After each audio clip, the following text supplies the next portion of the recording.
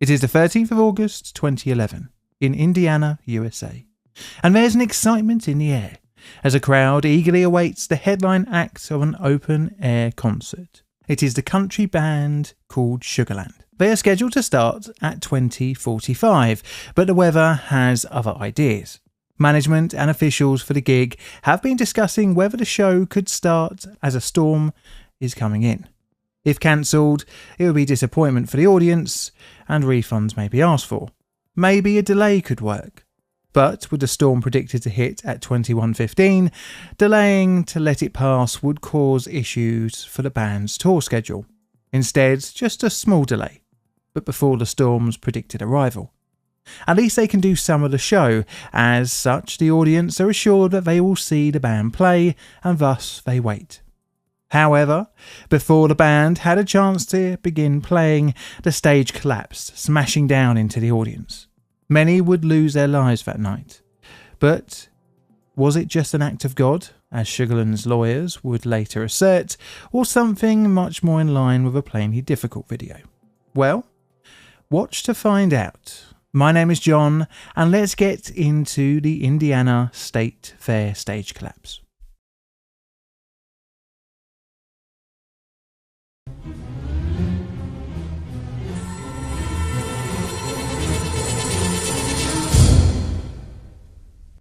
Background.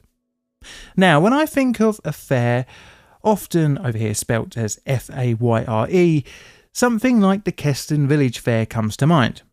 Fairs like a raffle, chance to meet a hedgehog, some live music, and it's a rather small one-day affair. But that barely compares to something like the Indiana State Fair. Multiple days of fun and a permanent fairground. The Indiana State Fair is somewhat of an institution. It's ran in various forms since 1852, making it one of the oldest state fairs in the United States.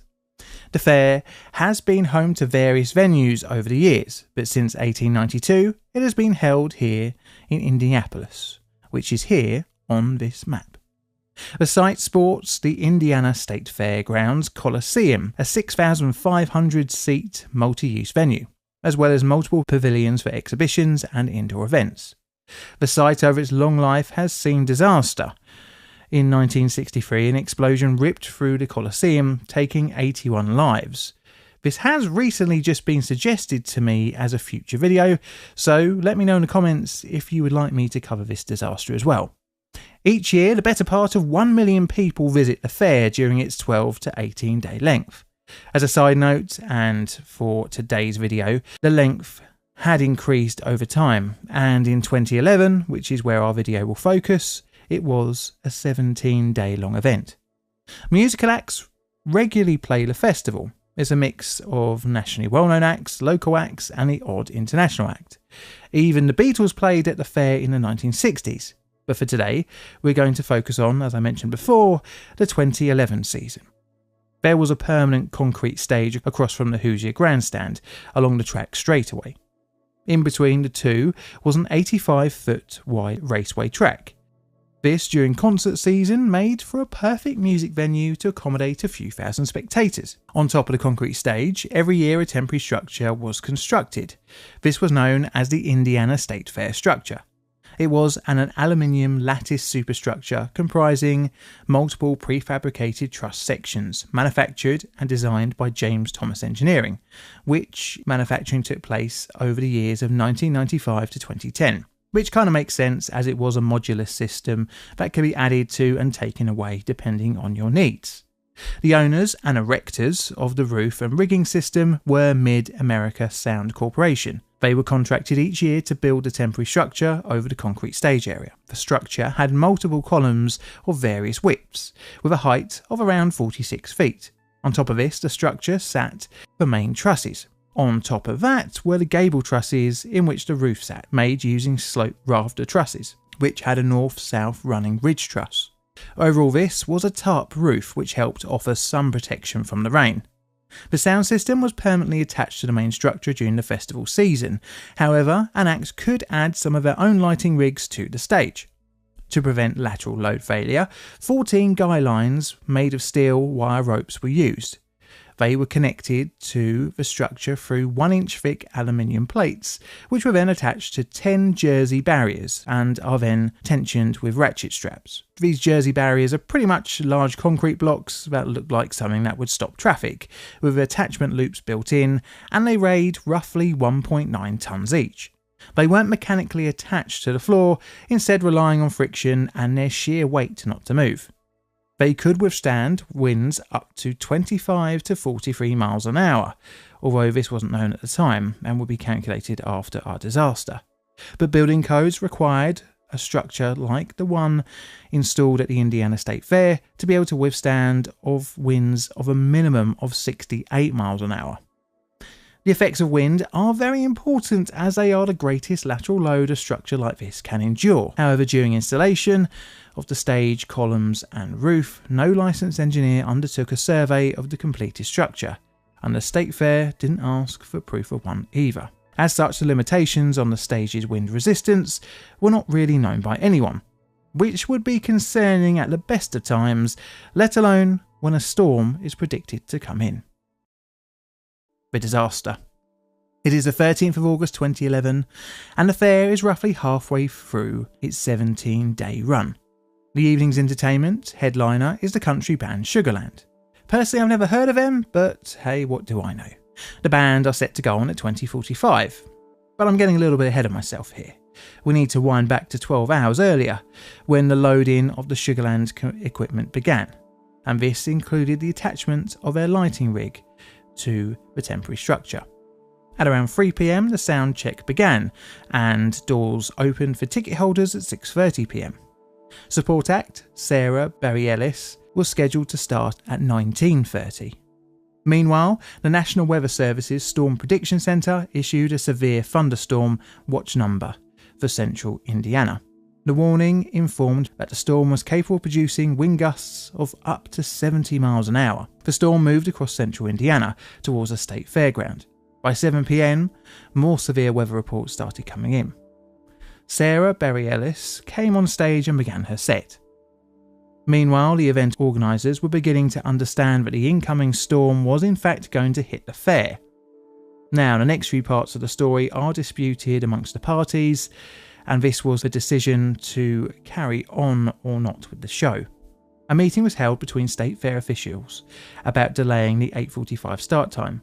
Sugarland's managers, who had apparently not been told of the incoming winds but just of rain, relayed a message to the organisers that the show should carry on as normal but can be cut short if the weather gets worse. The storm was predicted to reach the site at 21:15. As such, the decision was made to go ahead with the show, at least starting with the potential to end it early, but the storm was going to hit much sooner than predicted. A State Fair official spoke to the state police captain Brad Weaver, who was seeing the incoming winds. He explained that the headliner act had to be delayed and the stands cleared. The official for the fair seemed to agree, but somehow this agreement wasn't actually acted upon. Brad Weaver would later say in an interview with the Indiana OSHA, "The official knew how I felt about this, which is that we should move people out of the stands. I fully understood that we were going to move people out of the stand." Bizarrely, rather than a full-blown evacuation, the announcer came onto the stage and said to the crowd this rather poorly aging announcement. As you can see to the west, there are some clouds. We are all hoping for the best that the weather is going to bypass us, but there's a very good chance that it won't. So just a quick heads up before the show starts. If there is a point during the show where we have to stop the show on stage, what we'd like to have you do is calmly move towards the exits and then head across the street to either the Champions Pavilion, the Blue Ribbon Pavilion, or the Pepsi Coliseum. And then, once the storm passes and everything's safe, we're going to try our best to come back and resume the show, which we have every belief that that's going to happen. So please get ready, because in just a couple of minutes, we're going to try and get Sugarland on stage. Have a great show. This was at 8:45 PM. Some of the crowd left the area, but most stayed, anticipating the headlining act to come on. This would be a fatal decision for several. Just a few seconds after the announcement, at 8:46 PM, a large gust of wind hit the stand. Audience members were now trying to escape and started moving away from the grandstand. Looking facing the stand, it began to lean over towards the right. The jersey barriers began to slide under the lateral force and the structure began to collapse. Audience directly in front of the stage began fleeing the area, but in just mere seconds the whole structure had crashed towards the right-hand side of the audience, crushing into those not fast enough to escape. 4 would be killed instantly, 3 more would be severely injured, which would result in their deaths later in hospital. As emergency workers rushed in to help, a further 58 would be treated for various injuries. At just after 9 p.m, the Marion County coroner was called to the collapse, and shortly after, power was cut to the stage. The search for any trapped individuals then commenced, and sadly at 11:27 p.m, the search was completed with no more people found alive. Understandably, the collapse would garner nationwide attention, which would need to be investigated, and this leads us on to the aftermath section of this video. The aftermath. Almost immediately after the collapse, an investigation was announced, and a company was selected. As reported by CNN, the State Fair Commission is hiring New York-based engineering company Thornton Tomasetti Incorporated to investigate Saturday's deadly stage collapse, officials said on Tuesday. Interestingly, this company was one of those involved in the 9/11 investigation. Investigators will pore over the wreckage and interview witnesses and State Fair officials. But not only Thornton Tomaselli would be peeking into the disaster, but also Indiana's branch of OSHA. Interviews would quickly discover the reluctance of officials and band management to delay the show. Ultimately, it would be down to the show's organisers as who would take final responsibility for the lack of delay or cancellation of the show. But we'll look into this a little bit later when we talk about the legal proceedings. But how was it that the stage could have collapsed under winds in the first place? Well, investigators discovered that the wind speed on the night was estimated to be around 59 miles an hour, far below the requirement of 68 miles an hour as per code. The jersey barriers were discovered to have moved, in many cases on the western side of the stage. They had moved to a point where they offered no lateral resistance. Investigators ran calculations on the structure and discovered that it was poorly designed and poorly installed. But even if the ballast system of the jersey barriers had not failed, it was also discovered that the steel guy ropes were inadequate for the task. The report released on the 3rd of April 2012 set out 16 key findings, putting the blame on the designer, James Thomas Engineering, builder, Mid-America, and the Indiana State Fair Commission for not having the proper records, documentation, plans, engineering reports, or related technical data. It would seem that everyone involved in building that stage was kind of just winging it. Eventually, a settlement of $50 million in damages would be agreed upon, with the state of Indiana settling for paying $11 million of this, and the other defendants, including Knife Nation and Sugarland, settling for paying the remaining balance of the $50 million award, which was $39 million. Interestingly, Sugarland initially claimed that they had no lawsuit to answer to due to the audience deciding to stay in the venue during the storm, saying, "Some or all of the plaintiffs claimed injuries resulted from their own fault," which I'm not going to lie is not really a very good look for the band. But a benefit for us, I suppose, is that I get to tick off the victim blaming portion of my bingo card. Right, so it is now scale time. I'm going to give it a 3 on my slightly improved disaster scale, and this is what I've got for my bingo card. Do you agree?